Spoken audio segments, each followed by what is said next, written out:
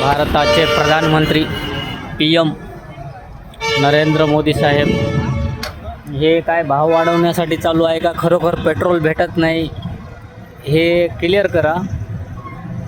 कारण हे प्रत्येक पेट्रोल पंपावर अशा लाईनी लागलेल्या आहेत पेट्रोल भेटत नाही म्हणून सन्या.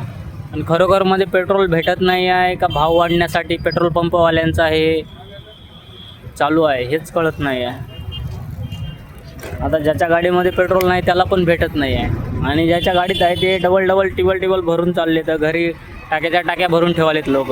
आता हे बा या गाडीमध्ये पेट्रोल नाही तर आता आम्ही करायचं काय. आम्ही ज्याच्या गाडीत खरोखरमध्ये पेट्रोल नाही त्या माणसांनी करायचं काय. आणि ज्याच्या गाडीत असूनसुद्धा लोक हजार रुपयाचं गाडीमध्ये पेट्रोल भरून घरी टाक्या भरून ठेवाले. तर आता या देवेंद्र फडणवीस साहेब तुम्ही सांगा महाराष्ट्रातल्या जनतेनं करायचं काय. महाराष्ट्रातलेच काय अख्ख्या भारतातल्या जनतेनं करायचं काय. खरोखरमध्ये पेट्रोलचा प्रॉब्लेम आहे का खालचे हे दलाल लोक किंवा पेट्रोल पंपवाले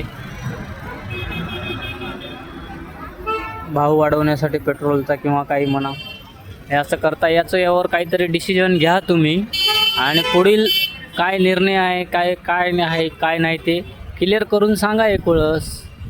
कारण हे जनता अशी खोळंबलेली आहे ना पेट्रोल पंपावर. लाईन बघा आता इथं अलीकडंच आहे. मी कोण्या सिटीमध्ये नाही सिटीच्या अलीकडंच आहे.